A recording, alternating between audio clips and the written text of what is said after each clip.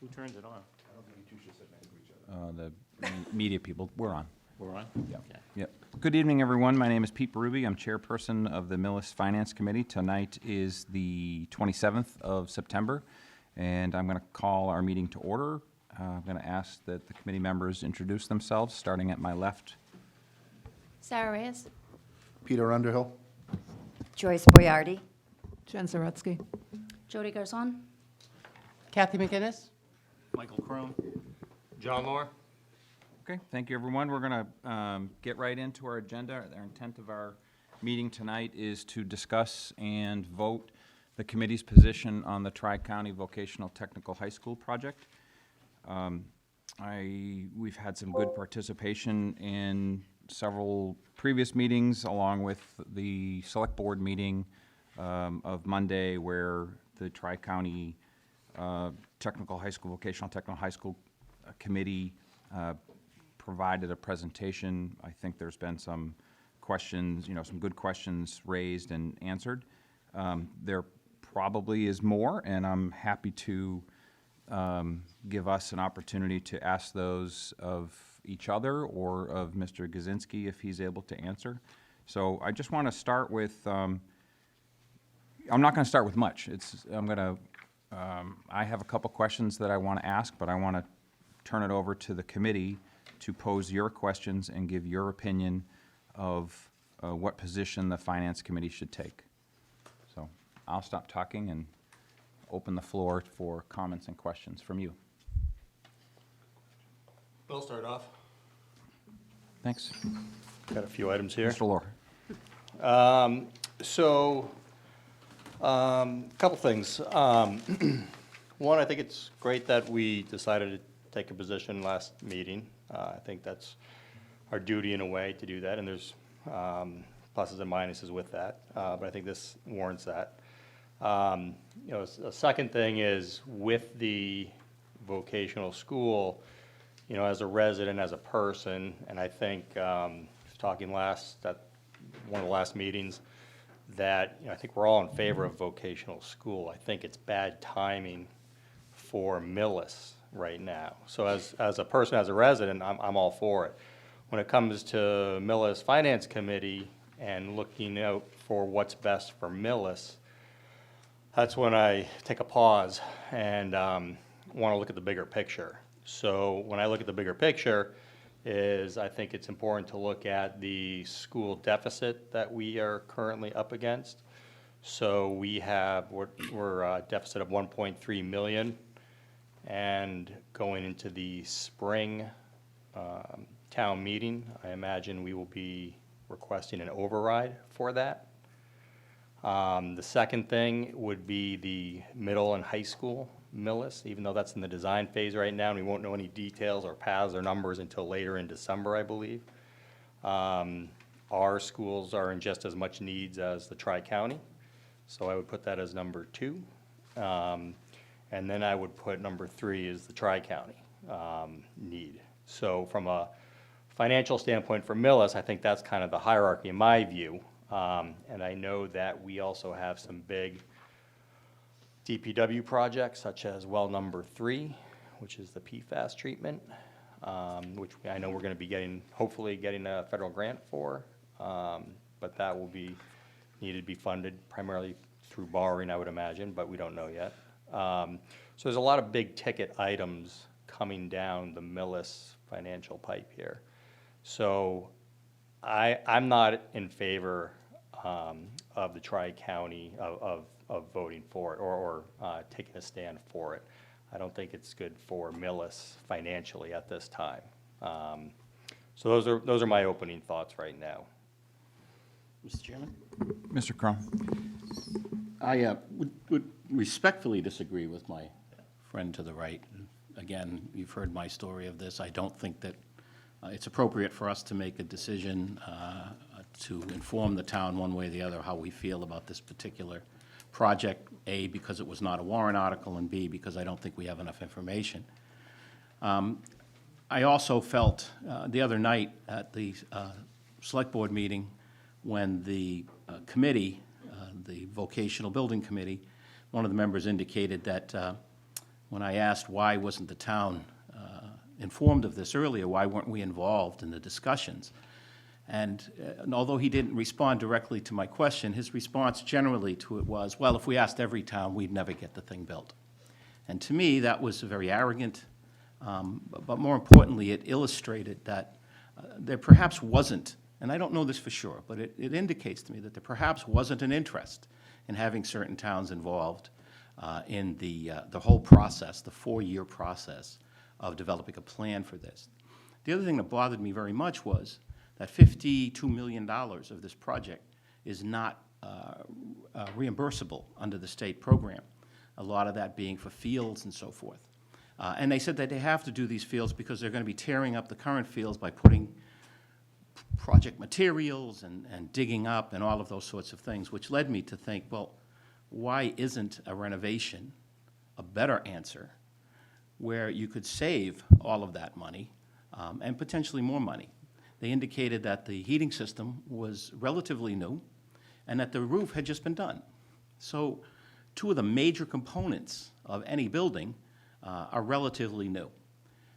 So the question begs to me, why are we doing it? Why are we building a new school when we are not privy to all of the information associated with deciding whether a new school or renovation made more sense? I will vote to abstain today, as I still don't think that we should be making the decision to inform the town. But if I was to vote, I would vote against the program. Mr. Cron, can I respectfully ask you a question? Sure. Given those 2 points, which I happen to agree with somewhat, why wouldn't you just vote no? Because I don't know why they picked construction, new construction over renovation. I'm assuming things, but I don't know for sure. I haven't seen their analysis. I wasn't part of their meetings. Maybe they have a very good reason why renovation wouldn't work as well as new construction. They indicated to us that when it came down to it, the cost differential wasn't that significant. So because I don't have that background, I don't want to simply assume that my position is correct and that renovation might be the better alternative. And so that's really my reason. I wish I had more information. I wish that we had been a part of this project like we're going to be a part of the Westwood Middle School and High School.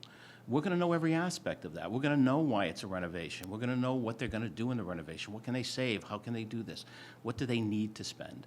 We just haven't been part of that in this project, and it's $285 million. So that's my reason. Mr. Chair? Ms. Boyardi? I do want to let Mr. Crone know that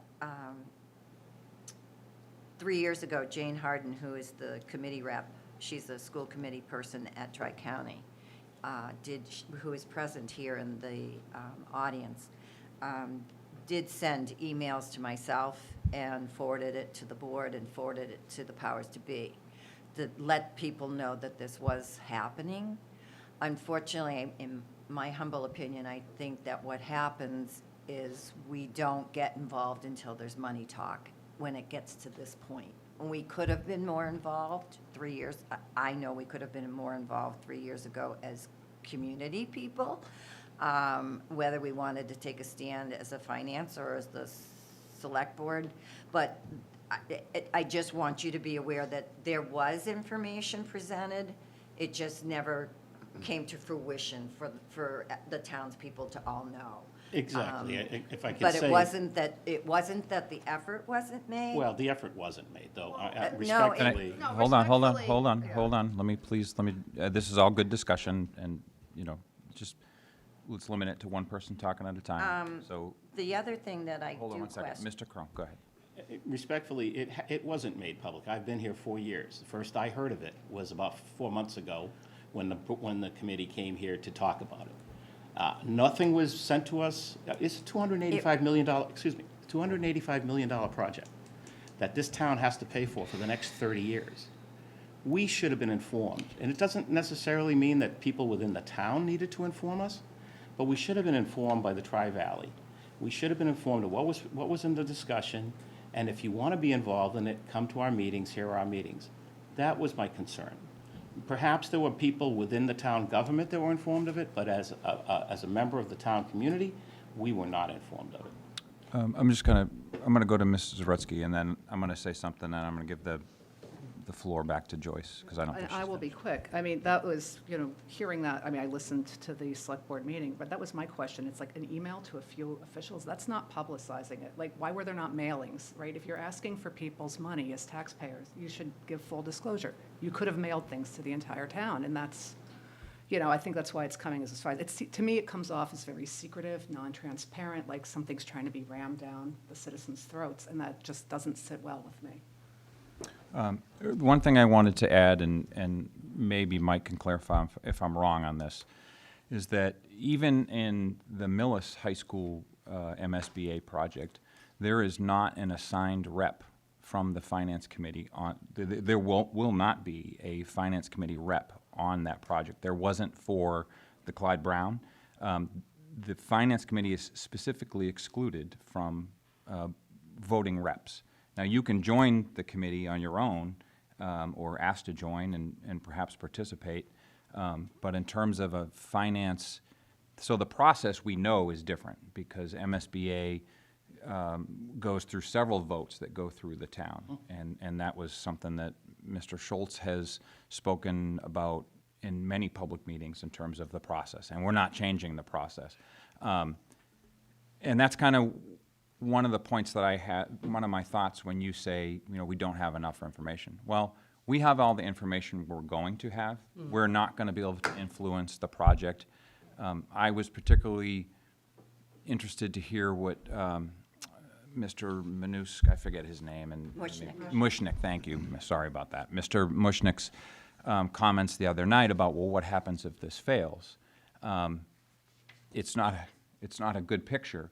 But that's not going to keep me from voting how I feel about all of, and we'll discuss that more later. But anyway, I think we've probably had, the Finance Committee's, you're right, we could have, should have, it would have been much more optimum had we participated in the actual design and feasibility of the project. We weren't. We are where we are now. And this is going to be voted on by all the communities on the 24th. So, Mr. Lohr. On that note, whether it was lack of communication or not, my feeling is the general public of Millis doesn't know what's going on. And if we're just learning it now, I would guess that a lot of people do not.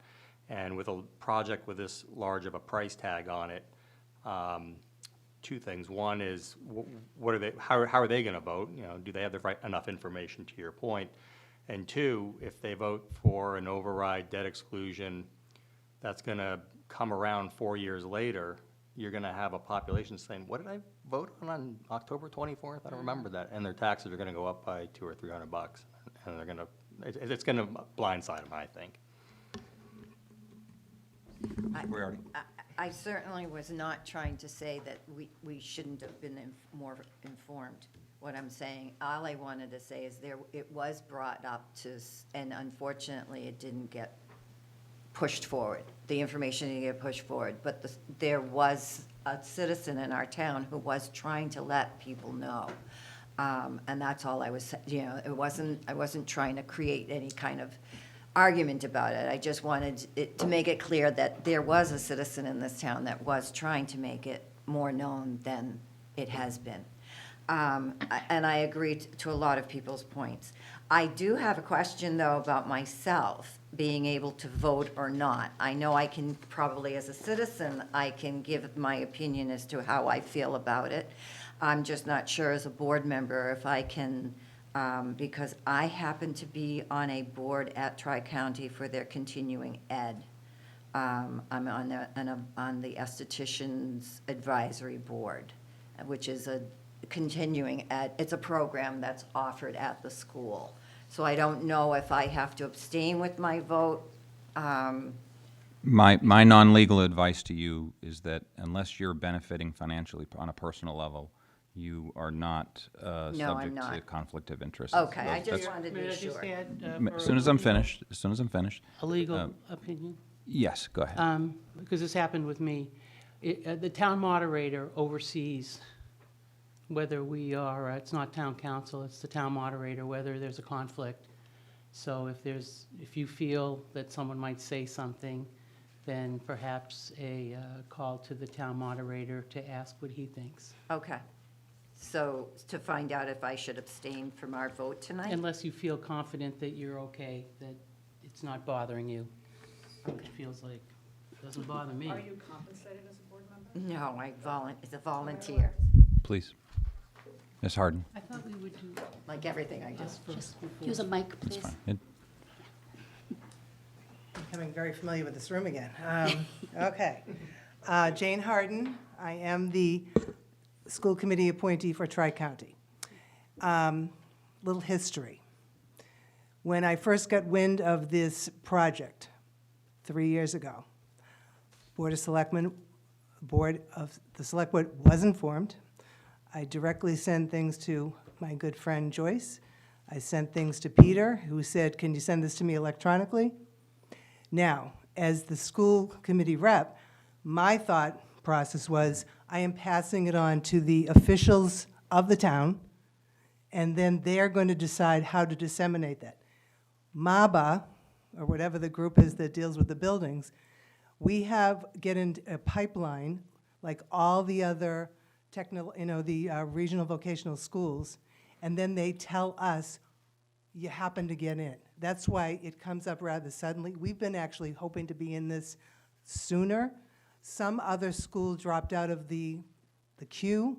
We got said, okay, you guys are up. So we have to get all this submitted. In the meantime, we had a number of community meetings that a number of people in this room attended at Tri-County that went over in great detail about the building project. So it was definitely not a hidden agenda, so I must strongly speak out against that. Please let me finish. Definitely made all efforts to be transparent. I have to say that I'm a taxpayer too. I'm a widow, single woman, still working at 71 years old. I hate to admit, there I am, but I'm still working. So I'm very sensitive to the cost here, but I must tell you, this was a group of people. There's 11 communities that are part of this project. The building is 50 years old. It does not meet code. The thing I like to say to people is, if it does not pass, which it may not, I think there's an erroneous assumption that no bill.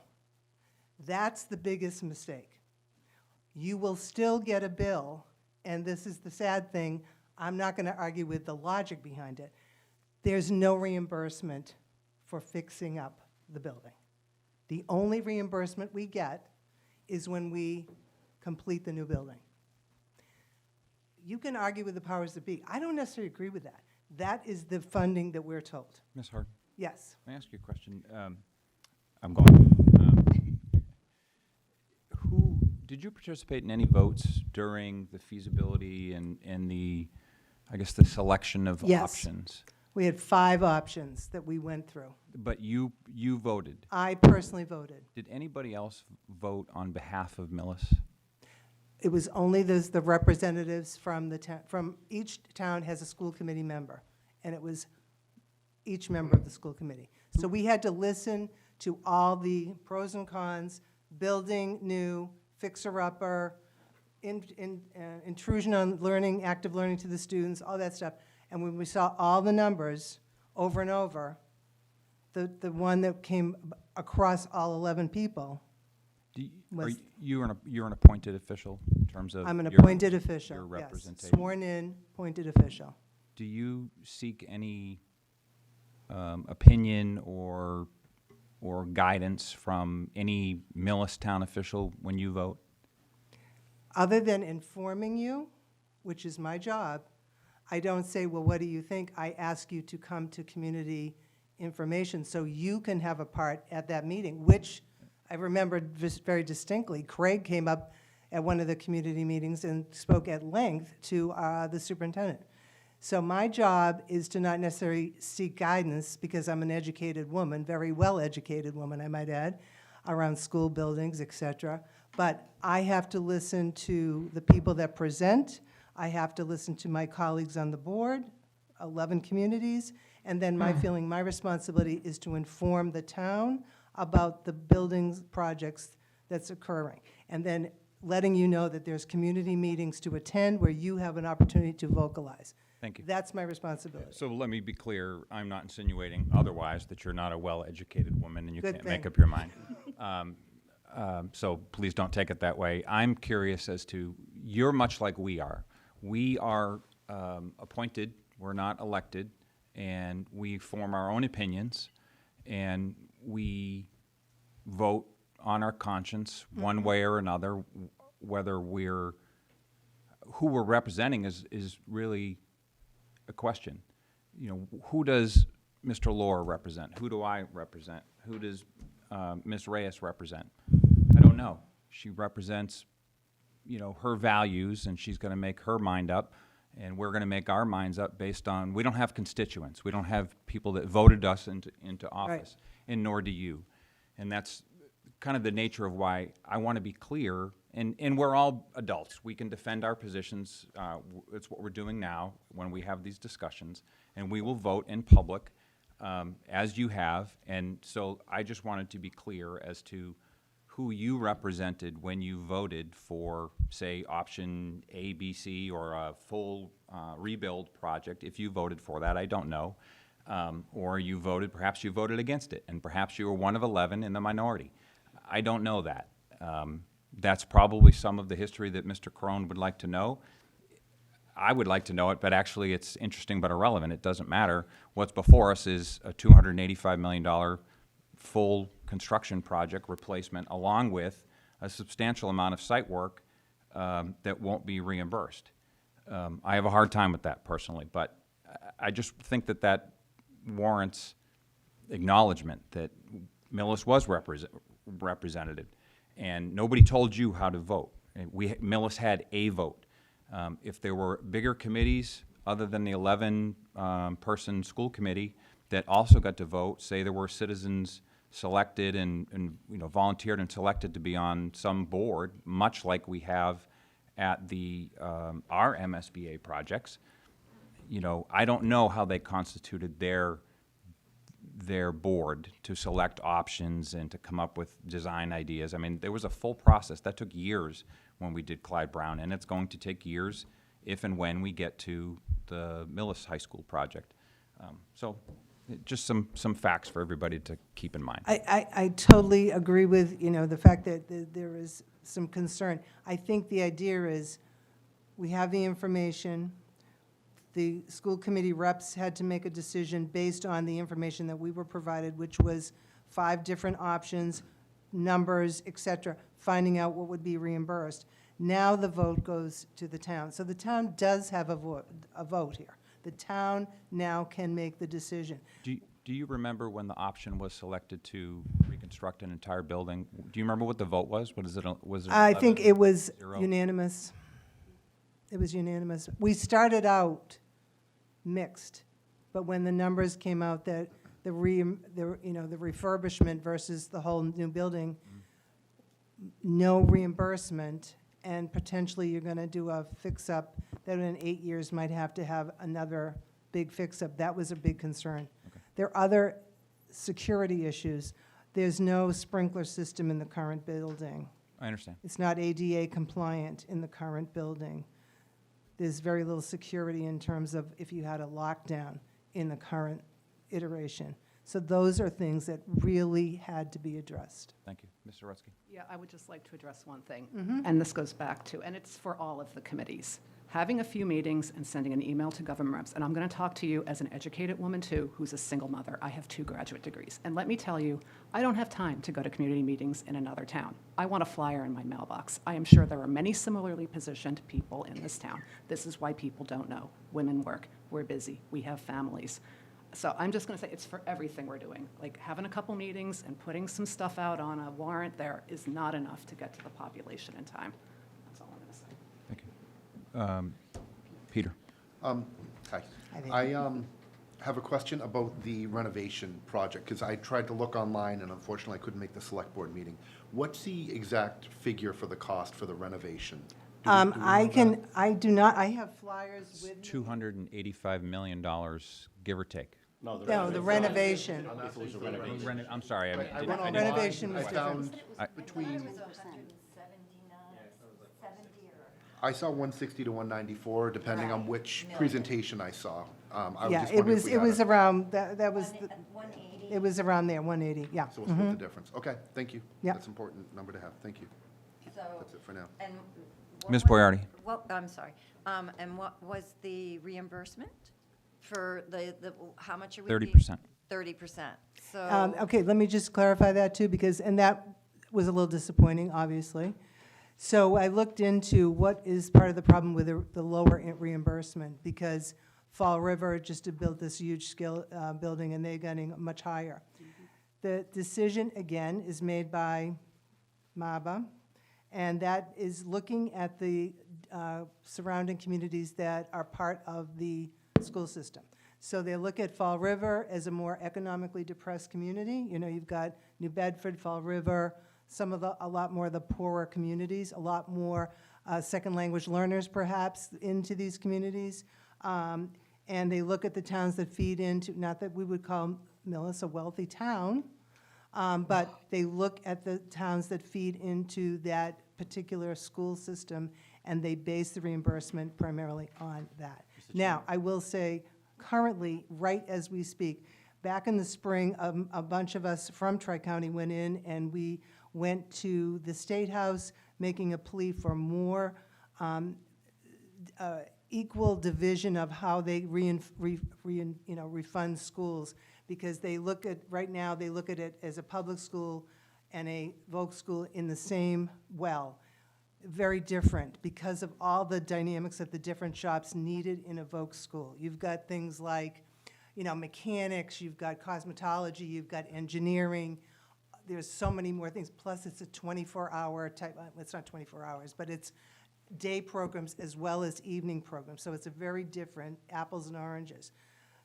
Dr. Karen McGuire, who's the superintendent, I was on her selection committee, very impressive human being. She is currently in Washington with other people who represent school committees for Voc schools and administrators, pleading for the government to basically provide more funding for Voc schools. Mr. Crowe?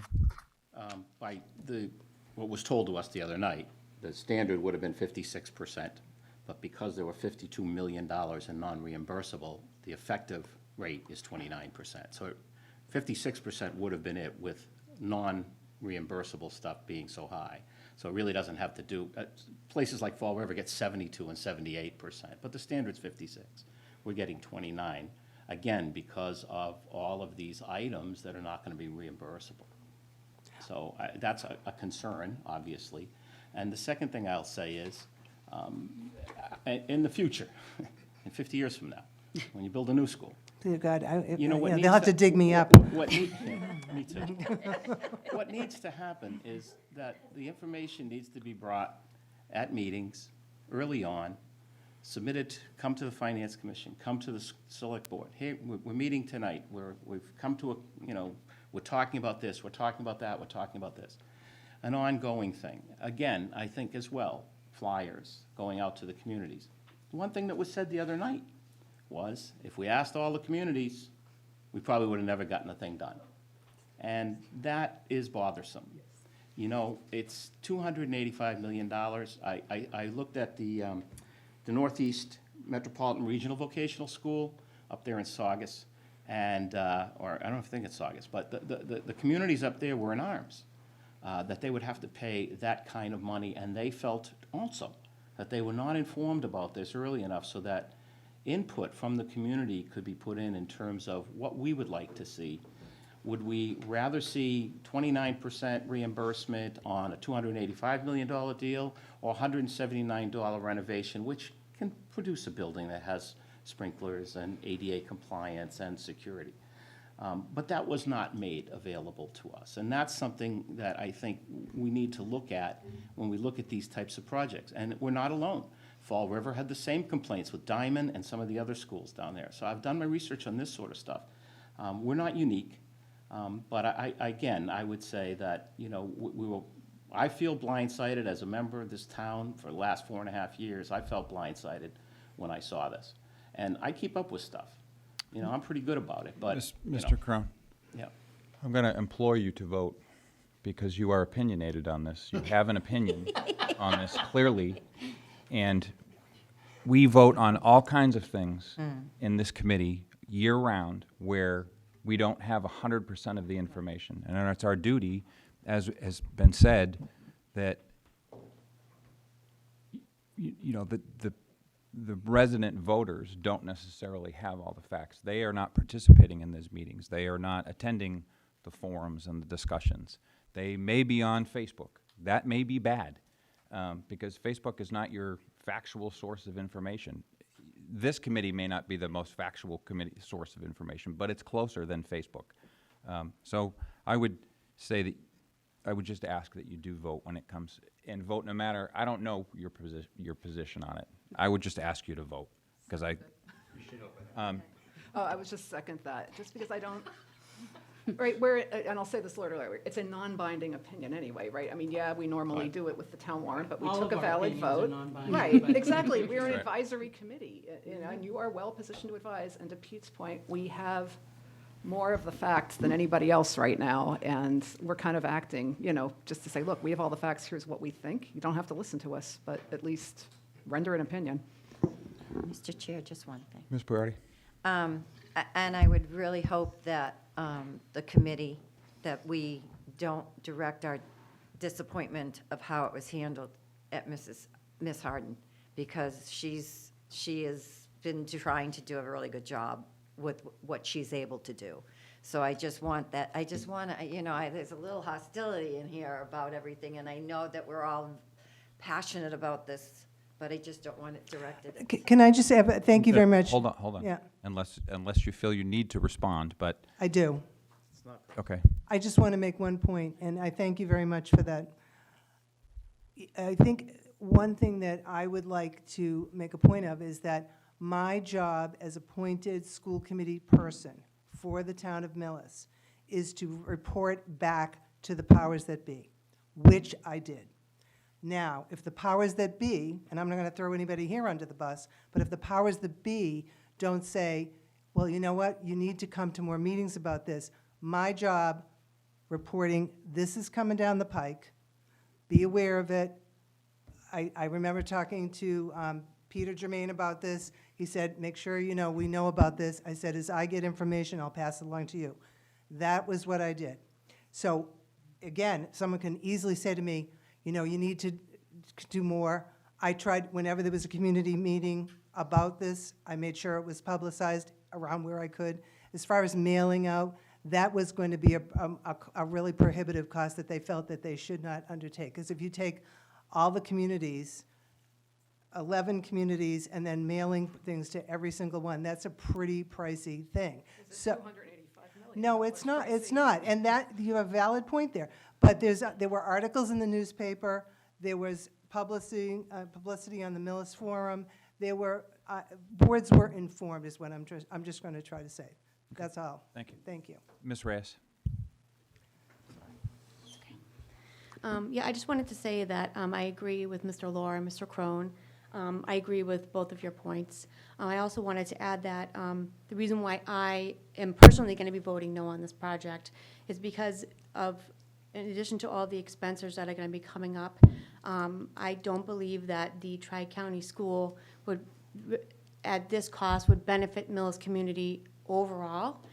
Because when we're putting that much money into a school, if it's in a specific community, like if we end up doing a renovation or a new school for Millis High School, middle school, the whole community will benefit, even if children or grandchildren don't go to the school, because it helps property values, it draws people to the town. So it does benefit everybody in town, one way or another. A school that's for Tri-County, or I guess a district-wide school, people aren't going to move to Millis to go to Tri-County. And in fact, I believe that if taxes are now higher, it's going to actually make Millis less desirable for people who are looking for a community that's, you know, affordable, in a good school system, in a good town that has a lot of, you know, like restaurants and all that stuff. I believe it's not going to be a draw. It's going to make people not pick Millis. Maybe they'll go to another town that has lower taxes, like Medway, that can go to Tri-County if they want. I don't know, I just feel like we keep adding all these expenses on, and we really have to consider the community as a whole and how they will benefit from it. And I also wanted to add that I didn't get to go to the meeting at Tri-County, but I did watch it afterwards, and I do agree that it was brought up at some point in the meeting, and I don't know who did, if it was, may have even been Craig Schultz. But they said, and how are you expecting small communities to pay for this? Because this is a huge expense. And the answer was, well, we're not going to deal with that right now. We're not voting on that right now, so we're not going to talk about that. We're going to talk about the school. Well, to me, that was extremely arrogant. And if you're going to represent a community, not you, I'm not saying you, but if you're representing a community that a child that attends your school comes from, you should care how that community pays for it, because that's where that child lives. So I just found that to be extremely arrogant and not helpful at all. That's all I have to say. Mr. Chair? Ms. Garza? So, because I'm friends with one of the other committee members, I've heard a little bit more about this than maybe your average person. She's not in this community. So I know some of the back and forth that you all did. I just want to say that, when it came to Clyde Brown, and it wasn't until we got the numbers that we really started digging in. And I remember I was dead set against it. Like, how can we possibly be spending this kind of money for an elementary school in Millis? Like, our taxes are gonna go nuts, which they did. And, it's hard to afford. Like, the taxes in Millis are already a big burden. But when we got into the numbers, we did see how that math works between renovation and replacement. And, you all aren't lying about that. You're not making it up so that, we can have a bright, shiny new school, because it was the same calculus that we had for Clyde Brown. I was all for, can't we just renovate this? I mean, it's ridiculous to build this big new school, and, how much is allowed to be reimbursed, and, the parts that aren't reimbursable. But when you got down to the end of it, it was like a 10% differential between what the town would have to pay to renovate, which was only gonna last for, if we're lucky, 10 years, versus replacement with the reimbursement, which would hopefully last for longer. Now, when you do replace a building, as we saw with the library and some of our other new buildings, there are other expenses that Of course. came on board that, but even with a renovation, we would end up Well, with. we want to make sure they do a really thorough job of test pits, so we don't find hazardous waste in the soil like one of the buildings here, which I will remain Yeah. unnamed. Yes, I know. That was just an unfortunate testing bit. But, it's tough because, I've done the math with the projects that we have coming down the pike, and I see what our current tax rate is, and then you add on Tri-County, and then you add on, the PFAS, then you add on the middle school, high school, and it just keeps going up and up and up, and, everything, when does it stop? And everything else is getting much more expensive, and we see how difficult things are getting for some of our lower income residents, even our just, Even middle, aver- higher income right. residents, Everyone, is getting squeezed. So I have a hard time supporting it because of the cost, but I understand how you got there and why the board made that decision. Thank you. Mr. Chairman? Mr. Lohr? It was me. I'm sorry. Um, Mr. Brown? One of the differences, He was in the queue. yeah. Queue. Oh, I'm sorry. No, it's all good. One of the differences between replacing the Clyde Brown School and replacing the Volk School is that they put a new roof on the Volk School. Yeah. They put a new heating system in the Volk School. So I'm sure Clyde Brown hadn't had a new roof in 40 years. I'm sure it hadn't had a heating system in 50 years. So there is a difference, and that's one of the reasons why we're not getting compensation at the rate of 56% from the state, is because these things weren't expended in a lifespan at the current vocational school. So I think there is a difference. And I think when we look at renovation versus new construction, and again, I'm honest, I haven't been part of those communications. I could be completely wrong in thinking that renovation would have been a better idea. I wasn't part of the discussion, I wasn't part of the analysis, but I would just say that, you know, there are reasons why the renovation may have been something more palatable with the vocational school that wouldn't be with an old school that hadn't had any major maintenance to it in the last 50 years. It did. Mr. Lohr? I guess my kind of final thoughts are that more forward-thinking and Millis-centric is kind of what's the worst-case scenario? What's the financial risk to the town? And the risk, again, looking at the larger picture, is what happens if one of the overrides doesn't go through, especially for the first one that's in the queue for the school deficit. Are 20 full-time employees going to be cut?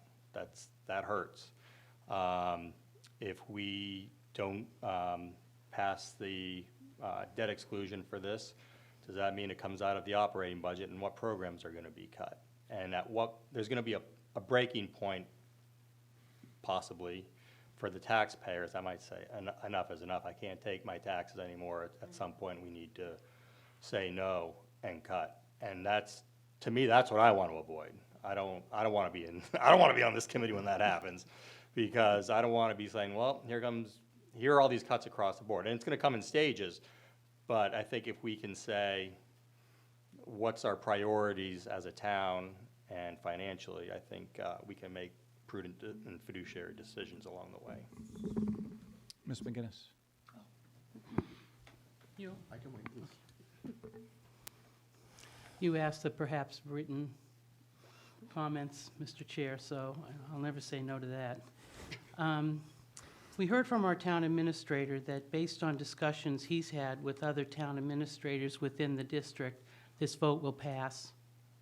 It may not pass in Millis, but North Attleboro, Franklin, one or two others will provide the necessary 50% plus one vote. My colleague Joyce and I zoomed in on a meeting. I don't believe you were on it last week, or Joyce can clarify the date. And it was stated that 2,000 people attended a North Attleboro discussion on this, and they were cheering in the audience, cheers. How can they increase the attendance there for their town?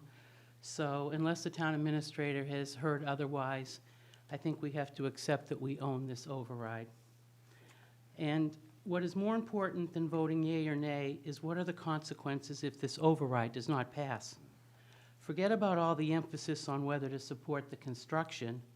Start answering the question, and this isn't for you, Madam Harden.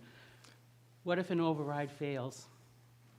I am dismayed that no discussion has commenced at this late hour informing the voters what and who will be affected if the override fails, other than the select board telling all of us that they will try for this override again and again and again. How will the select board determine cuts? And when will voters be informed? Again, we're trying to be proactive. You've heard 9 of us say that we're informed at the last minute on everything. Merely stating that if a person votes yes to build the school, then he or she must also vote yes on the override is irresponsible. Mr. Chair, we need a more proactive approach. Regarding my vote on this motion, I reiterate my comments from last week's meeting that it is my opinion that the duties of the Finance Committee do not include advising Millis voters whether or not to support the construction, since the debt exclusion or override will not be on a town meeting warrant. It is not for me to decide. However, the Finance Committee voted 6-3 to vote on this issue, and I will vote. Thank you. Thank you. Mr. Gazinski, I have a question for you that I've been keeping, and that is, if the override amount is, set at some, can you explain the mechanics of the override in terms of, I know that the tuition, or the fee that Tri-County will pass on to us based on the debt, will go up and down based on our population. But does that mean that the only borrowing that will happen, I mean, we won't take a borrowing. The town is not borrowing. So are we raising taxes to meet, if it passes, will taxes be raised to meet or meet the fees that Tri-County passes on based on our tuition? And say if the student population goes down the next year, then the taxes will also go down? Or do they stay and the difference goes into some account, whether that be free cash or stabilization fund? How do you envision that happening? Well, let me start by saying that's an excellent question. Thank you. They, It's none of mine. Barely got it out. Were any of mine? I wasn't asked to come up during your question, sorry. I didn't think it was, I thought we were just giving our comments and not questioning. Thank you. But just to answer the question on the, a potential Prop 2.5 debt exclusion, this is an unusual one, number one, because the town is not the one taking out the debt, it's the district. And number two, the annual assessment to the town for the project is 100% based on the enrollment of the number of students from the community.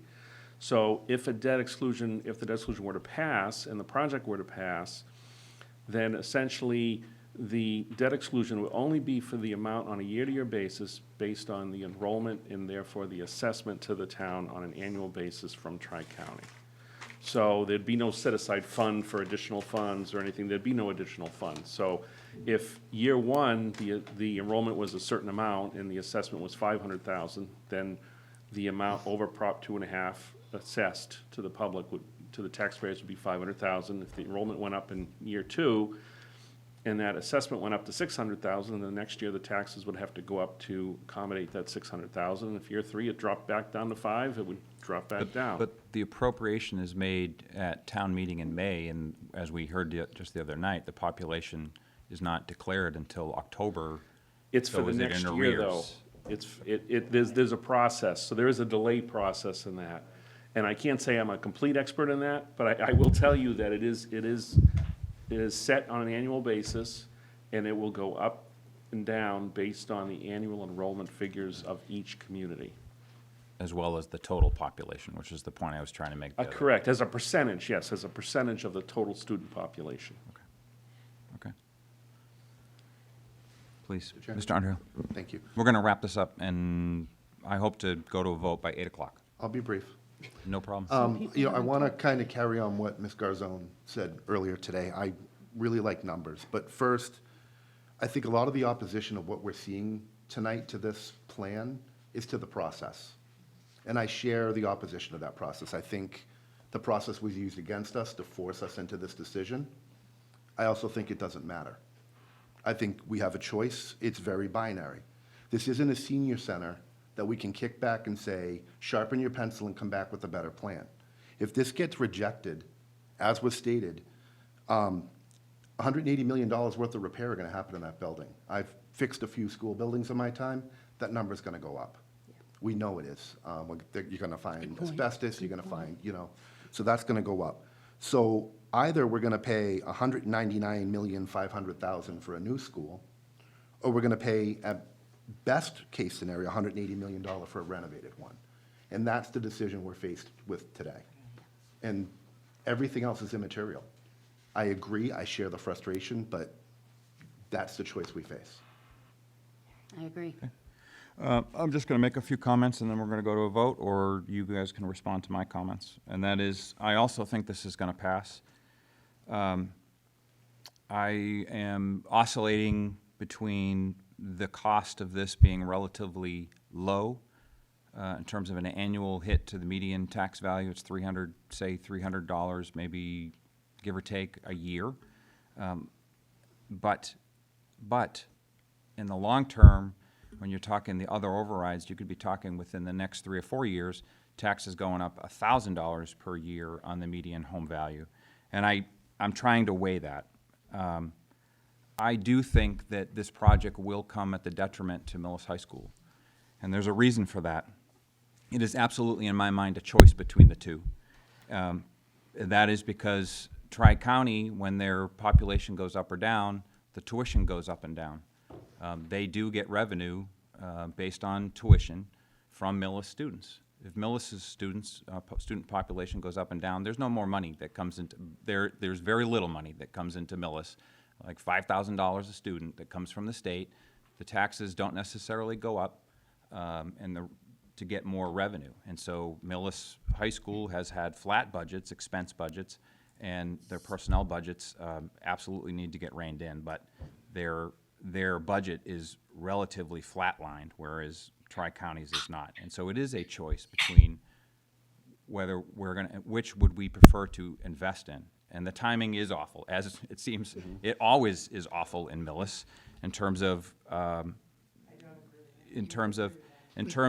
you know, the the senior center comes up at the wrong time when we have shortfalls and we have other projects in the works. There seems to be no good time for a large outlay like this. I am a bit alarmed by the duplication of curriculum between the two schools. And I don't know the history of vocational schools in Massachusetts. People like to say that vocational schools are an alternative to a traditional college prep education. They are absolutely not. You absolutely can go to Tri-County, take college prep classes, learn a trade while you do it, but prepare for college and take AP classes. Millis High School struggled to offer AP classes this year. I don't know if Tri-County has the same struggle, but they advertise AP classes, and they advertise where their graduates go to college. And there's nothing wrong with that. I am a supporter of vocational high school. I am in the trades. I operate a machine shop. I wish I could hire machinists, and I cannot. And it's going to take more than, you know, tariffs on China in order to bring manufacturing back to the United States. It's going to take investment in vocational high school. This is a tough choice. And I'll just close by saying I appreciate everybody's comments tonight, because I absolutely will not villainize anybody. I'm prodding Mike a little bit because I'd like for him to vote, but that's done in good nature. I appreciate everybody's opinion. These are tough choices. And with that, unless there's other comments or questions, I'll take a motion. Ms. Harden.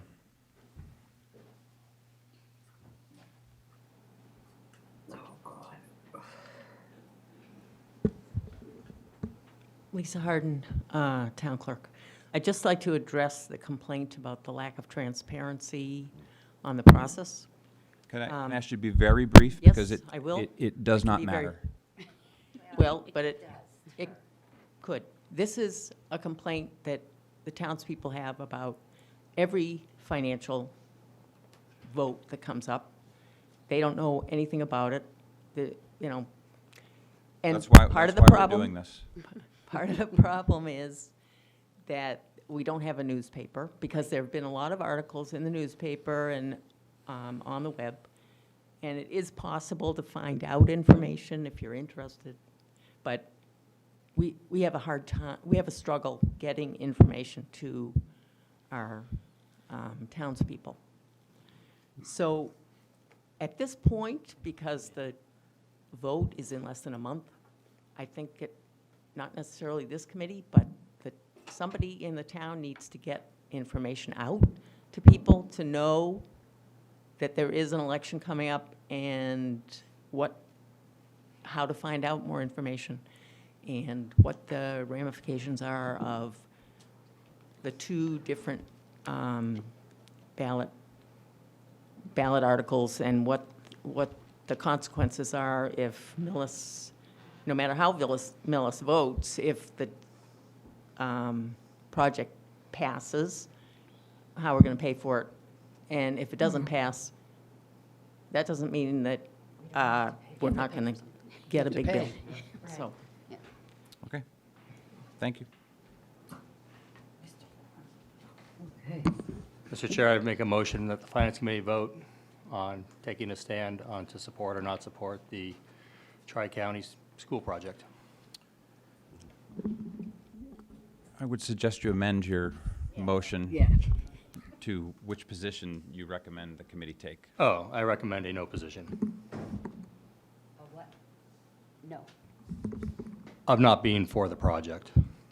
Mr. Chair, Mr. Underhill? I'd just like to clarify that we're separating the vote between the project and the 2.5 override vote. Is that correct? Yes. Okay, just want to be clear on that. Yeah, and whether or not we may have to look back at the notes, whether or not we even take a position on the override. I can't remember whether we voted on that last week. I don't think we did. I think it was really just on the position of the school. So, Yeah. Right. So, Seconded? okay, it's been moved and seconded that the committee vote to not in favor of the Tri-County Vocational Technical High School project. Discussion. No further discussion? I'm going to do a roll call vote. Jen Zarutsky. I am not in favor of the project. Okay, so that would be yay with, yay in favor of the motion. Ms. Reyes? Yay. Ms. McGinnis? No. Mr. Lohr? Yay. Mr. Crone? Yay. Ms. Boyardi? No. Mr. Underhill? No. Ms. Garzon? no. Mr. Berube a yay. The committee votes 5-4, not in favor of the project. So we will have a minority position, and we'll have a little bit more discussion in terms of what we're going to do with the vote. What we're going to do with the vote is, much like we discussed last week,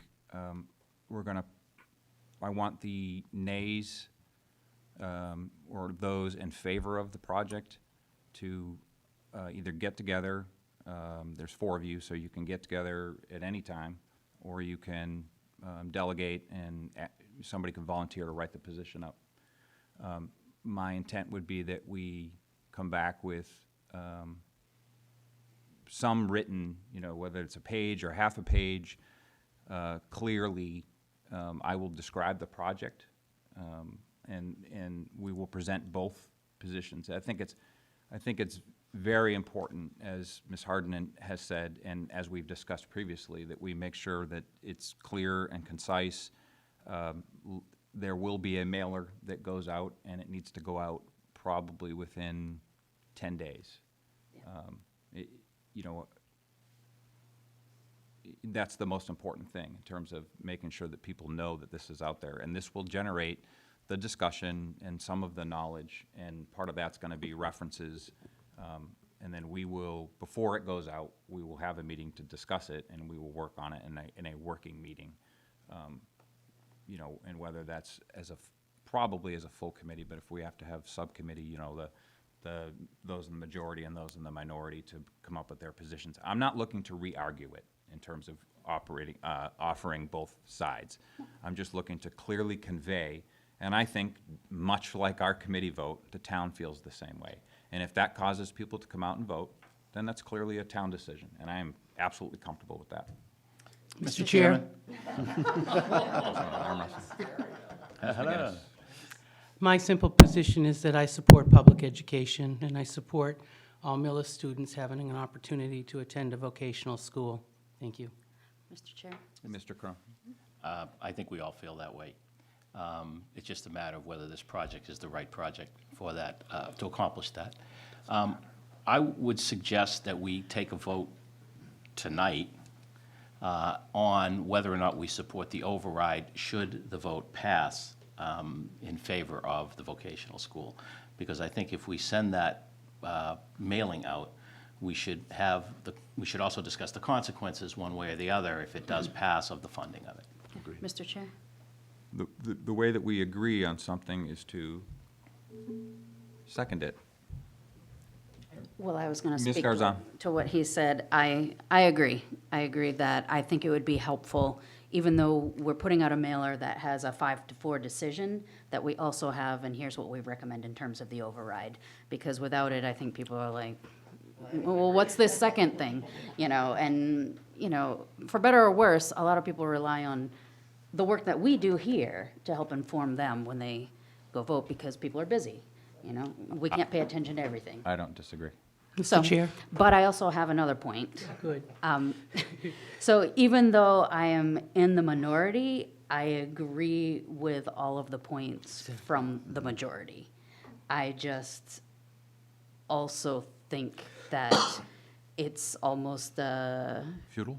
futile, yes, and I think it will be an excellent school for our Millis students who want to go to a tech school. One of my biggest disappointments is that they're not going to increase enrollment because there's such a need for technical and trade training, as you just mentioned. And so I would love for them to actually have more room for the trades and less on the AP and college prep side, but that's not for us to decide, and a lot of it is dictated by the state. But I would love for them to be able to actually open up their doors for more students. So that's just my 2 cents. I'm going to hold off. So there is a motion. I need a second. Second. Okay, second. So the motion has been made that we vote to take a position on the select board's override ballot. Discussion. Mr. Lohr. Mr. Chair, and anyone, to clarify for this ballot question, is this voter vote to approve the debt exclusion 4 or 5 years down the road, or just to get an indication if people would be willing to I have a believe it's debt to give a exclusion? recommendation on how to vote on the override. And if it passes, the override will be approved. Wait a minute. Uninvited, he came up. He can. The expert. Rises up from I under the felt desk. this was a weighty issue that needed a very clear answer. This is a fully binding debt exclusion question. So if the debt exclusion were to pass and the project were not to pass, it would really have no force and effect without a project. And if it were to pass, in our discussions, recent discussions with the superintendent, the main financial impact of the project will not be felt for 3 to 4 years. So that means there really wouldn't be an impact on the tax bills, the taxpayers for 3 to 4 years. But the debt exclusion would stay in effect until those assessments started coming to the community. May I? So understood. So basically, this is the green light to have that debt exclusion 4 years out. No, this is the debt exclusion. Yes. So Yeah, it's yeah. the vote, it's the approval. It's the approval of But then the appropriations would just occur at the town meetings under the debt line item. Understood. But we're voting now for this to happen. That will, It would be, exactly. the yeah, authorization would be in place Yeah. as soon as for when the assessments come due. Yeah. Mr. Chair, my position, the reason I suggested the vote is there are 2 alternatives. The one alternative is if it passes, then the town pays for this out of the yearly budget. The other alternative is that if it passes, the town pays for this to an override, which would not come out of the budget, would be additional funds each year, just like any other override is. And that's the only reason I think we need to make that clear to the public, what the distinction between the 2 is. And if we take a vote on it and we do the explanation like we're going to do on our votes with respect to the project itself, I think that would give the public some greater information about it. I think that we don't necessarily need to, if the project passes and the override passes, then there's authorization to exceed, Proposition 2.5. If the project passes and the override doesn't, then I think the answer is we don't know what the select board will opt to do. It's their authority and responsibility to come up with ways, and they have verbalized that by saying they'll try again. Right, but they're gonna have to pay for it out of the town, out of But the not for yearly 3 or budget. 4 years. Not for 3 or 4 years, Correct. but I mean, if we're gonna take the vote, I think it makes sense to take it one way or the other now. I don't have a problem with it. I mean, Yeah. I'm going to vote in favor of it. Yeah. Mr. Chair. Mr. Underhill. Oh, I'm So- sorry. Thank you. One second. Thanks. There's a third option here. If the people 50% plus one do not vote for the school, and they do the repairs that we are contractually obligated to pay for. We could be hit with this bill for the repairs for the same amount without an override. So we're either gonna have to do another override vote or have it be funded operationally after the repairs are complete. That is a third option that can happen. Well, that So doesn't sh- mean they're gonna have a $179 million renovation. They could do a $70 million renovation on just. They the can things do that any need to be renovation done. they want and we Right, pay for it. Right, but we don't know that it's gonna be 179 million. So that's just where I'm unclear, sorry for anything else. So should we just vote for the yes for the override no matter what? Or is there another opportunity to do an override later? That's where I'm. There is another Okay. opportunity to override later. Ms. Okay. McGinnis? Yes, thank you. I don't think it's fair to ask the taxpayers and voters, Mr. Chair, to vote on an override without first saying what will happen if the override doesn't pass, what departments will be affected. I think it's only fair that people know what will happen if they vote not to support it.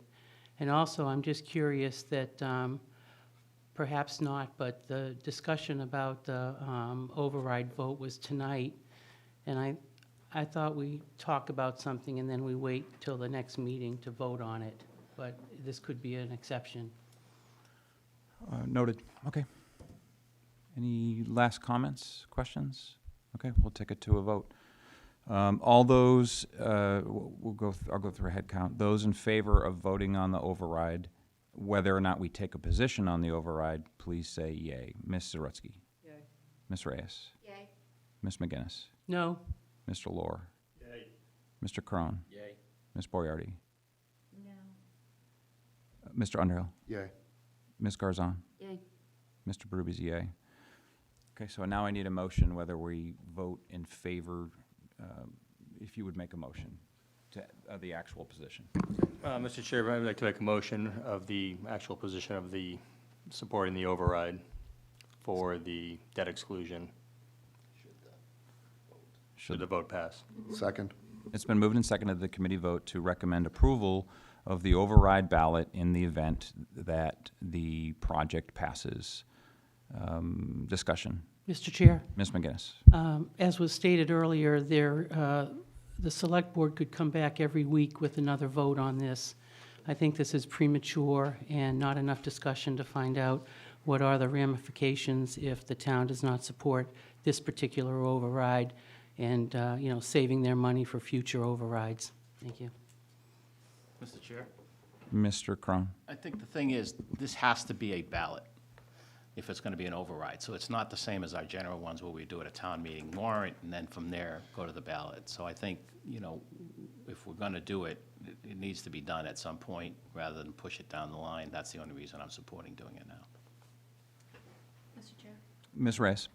I'm supporting this because people need to understand what they're voting for. If they're voting yes or no in the school, they need to understand the amount of money that it's going to cost to pay for the new school. They need to understand whether or not they're going to be either paying more in taxes, how much that may be estimated, or estimate of how much money in services they're going to be losing.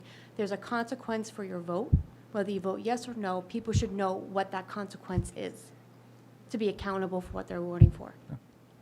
I'm just going to add that there is going to be a second ballot on the 24th. That decision's been made. It's, as no one asked us.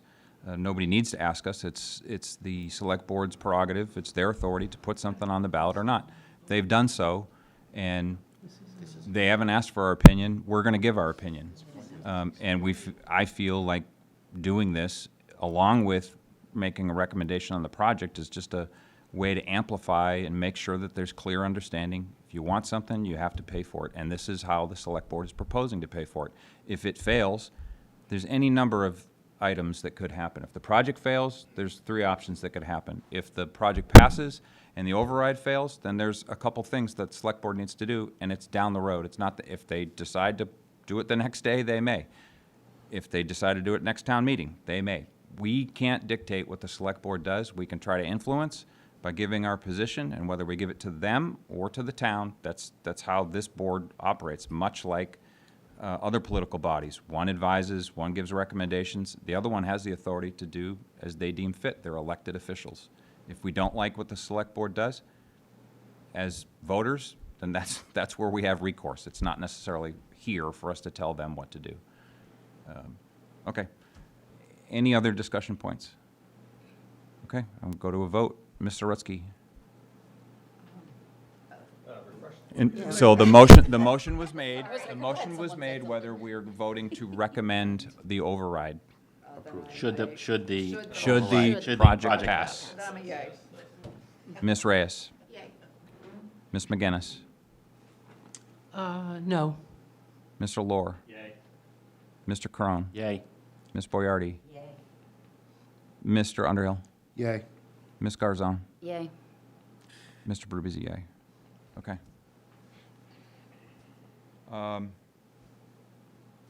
So, again, I'm gonna ask that before I move on to the next topic on the agenda, which is out of the water, I'm gonna ask that those in the minority on the project position get together, come up with how you're gonna work out your position, and just start drafting, okay?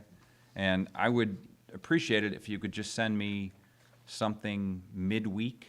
I haven't decided if we're gonna have a meeting next week, but I would appreciate if you could send me something by midweek. I don't wanna go 2 weeks, so we are gonna meet next week. And so I'd like to have something, in draft format by then. And then, in terms of how we go about the majority position for the 5 of us, we can't meet to discuss that. So we'll come up, are there any volunteers that want to work on that particular, writing? I'm a little confused as to what you want done. Well, we have to write a position, the committee's position and the reason for it, so that we can put it together in a flyer or some sort of mailing. I mean, I'm going to participate in it. I would so- suggest that the chair write it. Of course you would. Are we allowed to work on it? Well, you made me vote, Yeah, I'm just looking. so you own up to it. Well, if that's the case, the vice chair All right. should write the minority report. Yeah, I was doing, not it. All right, okay. I would volunteer to write it, but I would like everybody who's in the majority position to provide me with their comments, so that I can include everybody's comments into Okay, the. okay. Deirdre has been taking copious notes, and she'll have minutes. So have you. And we will provide that, and we'll put a group together to work on it. Okay. That said, we're going to move on the agenda.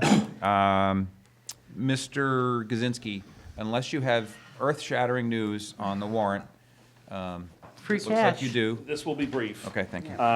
I did forward through Deirdre to the committee, and I think hopefully everyone received it, just a list of the articles.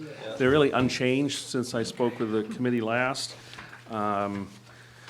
Really what we're, need to finalize in here is all the recommended numbers. And 2 weeks from tonight, you will have a pretty complete draft of the warrant. I don't expect the select board will formally approve the warrant until their meeting of October 12th, which is the day after your meeting of the 11th. But you'll certainly have a fairly complete warrant that you can discuss and give feedback on, that the selectmen will be approving formally the next night. So I'm not aware of any other articles other than the ones that were sent to you earlier today, but if any do arise during that time period, I will make sure to forward those to the committee. Mr. Chair, Ms. Garzon? what is 111F again? That's the injured on duty statute, so that is a fund that the state authorizes towns to have to assist with funding operations when police and firefighters are out injured on duty. So like to fund overtime? Yes, it Yes. covers, it covers the necessary costs, so towns aren't caught scrambling to try to transfer funds from other accounts to deal with that unexpected And circumstance. does that cover police, fire, EMT, or just police? Or It's just the police and fire Okay. emergency personnel. Okay, thank you. Mr. Gazinski, who, if any, would you say would be ready to present details on these articles for discussion next week or the week after? Certainly, the finance director could discuss the OPEB audit funding. I believe that's only about $8,000 to fund our OPEB audit, which is required. Is there a timeline for capital projects to be finished? Well, it's the next item on the agenda. I can wait if you want. No, go ahead. Don't go through them. I just want to know an answer to the question as to when will you be done? They got the amounts. We have the list. Is it rank ordered, the whole bit? No. That's what I'm next- asking. Yeah, no. The answer is no. Okay, when do you think? Mid-October? Next week. Next week, so the following week, you'd be, somebody, Mr. Barry or yourself? or Correct. yourself. Correct. I think he was going to come here on the 18th, actually. Okay. Okay. That's our final recommendations due. Yeah. No later than, okay? Yeah. Okay. PFAS, I believe that Mr. McKay could discuss that. So you're looking at next week for some of these discussions? we need to, Okay. it's got to be next week or by the 8th, I think is our next meeting after that? 11th, sorry. Way off. I could certainly speak with Mr. McKay about coming in next week. Mr. Chair, about that, is there any way to find out what the impact would be on the ratepayers for this amount? Similar to what it would be if it was a general override for taxpayers? Probably. I could speak with the finance director tomorrow about Thank that. Mr. Chair, Mr. Mr. Kaczynski, I reached out to Jim and Carol today about that. Okay, No specifics yet, but we're on the same page. I can send that email right. to you. great, thank you. Is the bus lease coming through the capital planning committee? No, because it's going to be actually funded through the school budget. This is just an authorization. Okay. So they needed a little higher authorization. They ended up getting, the buses came in much higher than they expected. So they were one bus short of what they needed, so they're asking for enough authorization to bring one more bus into the fleet. I'll reach out to Mr. Conroy and ask for somebody to come talk to us. Same And- thing for, I would assume, special ed transfer? That's Yes, actually- I think certainly that could probably be handled by, Ms. Johnson? yes, and, you know, perhaps we'll be in contact with school administration to see if any of them would like to come out. And again, Ms. Johnson could probably address the Chapter 111 F Fund and the OPEB Trust Fund as well. Okay. And I would recommend leaving the stabilization fund to at least the meeting after that. Okay. How about, we skipped number 1, and that's the budget I adjustment? would ask that that would also wait until 2 weeks from tonight. Okay. Mr. Chair? Ms. McGinnis? I was wondering if it's possible to get an opinion from town council as to the current status of the HCA upon expiration, if the state has renewed them, and if there's been discussions yet. Yeah, I've actually, I have been in contact with council, and I do plan on meeting with them within the next 1 to 2 weeks to talk about those issues. I know the state is also in the middle of looking at their regulations, and they haven't issued their final regulations yet. They had a large hearing last week in regards to it, so we've been sort of waiting for some of that as well. Okay. Anything else on the warrant?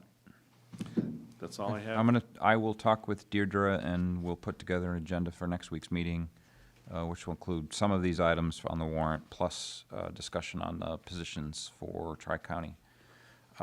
Free cash, you want to break the news since Ms. Johnson's not here?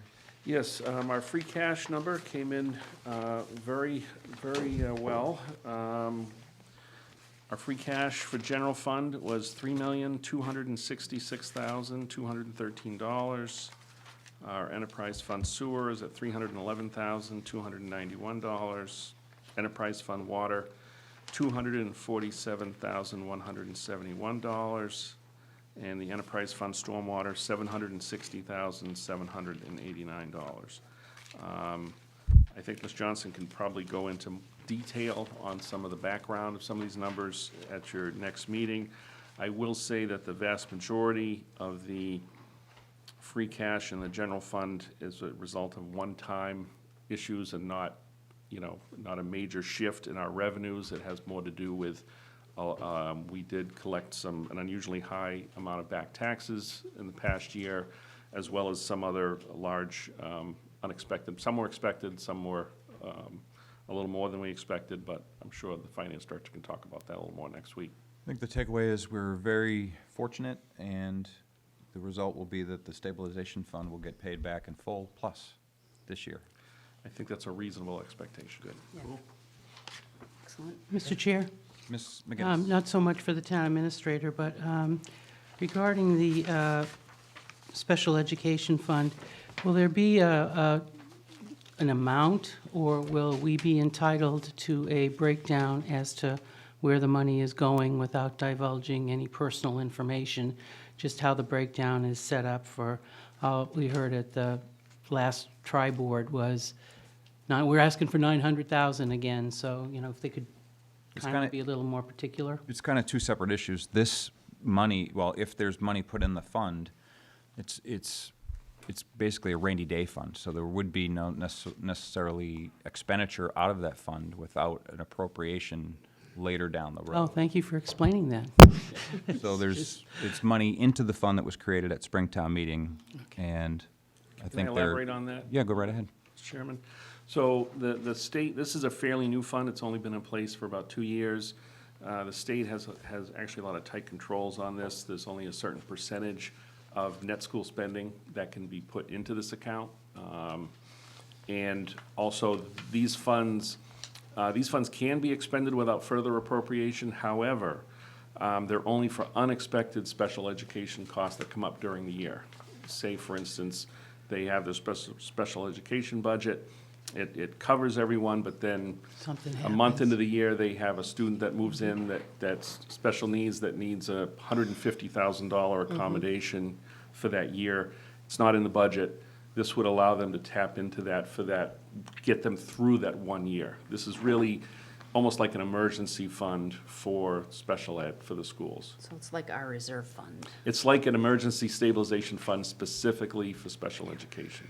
Does it, through the chair, does it accumulate, or? There's a it- cap. Capped. There's A cap. So, if, say, the town were to put it at the cap, if the school didn't need it during that year, then that money would still be there the next fiscal year. Okay. And the town couldn't put really much more in because it's capped at the amount, at a certain percentage of net school spending. So the budget goes down, do the funds need to be taken out?